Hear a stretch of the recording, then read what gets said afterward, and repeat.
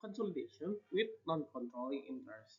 Practical guidance for accounting professional on consolidating subsidiaries when ownership is less than 100%. Focus control assessment measurement of non-controlling internal interest or NCL, consolidation entries, presentation, and disclosure. Hello everyone, in this video I will explain about consolidation with non-controlling interest. So enjoy the video. When to consolidate control versus ownership. Control is key. Consolidate when the parent has power to direct relevant activities, exposure to variable returns, and ability to use power to effect returns. Control can exist with less than 50% ownership. Assess qualitative factors about composition, contractual rights, decision-making process, and veto rights often determine control despite monetary stakes and variable returns.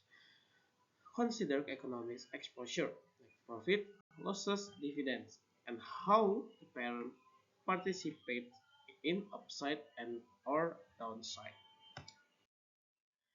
Initial consolidation, measurement acquisition acquisition that measure identifiable assets, liabilities, and any goodwill for a position not owned by the parent, measure not controlling interest NCL, either at fair value method. NCL measured at fair value includes goodwill attributable to NCL, common in practice for business combination. Proportionate share method. NCL measured at the non-controlling ownership percentage of identifiable net assets. No goodwill allocated to NCL. Document the policy, choose and apply consistently, like disclose method and effect. Elimination and trace. Key consolidation adjustment. First, in investment elimination. DR identifiable assets and liabilities to record amount, credit, investment in subsidiary, recognize goodwill or gain on bargain purchase as need. And then second is intra-entity balance and transactions. Eliminate receivable and payable, intercompany revenue and expense, and unrealized profit in inventory or fixed assets. Third is allocation to NCL. Allocate subsidiary net income and other comprehensive income between parents and NCL each reporting period based on ownership unless adjustment apply. Post-acquisition change in ownership. Transfer of additional interest without loss of control are equity transactions, and then adjust NCL and parent equity for consideration paid and received, recognize no gain or loss in profit or loss. And then if control is lost, they de-recognize asset and liabilities and recognize any gain or loss in income. Carefully separate change in ownership from business combination events to ensure correct recognition.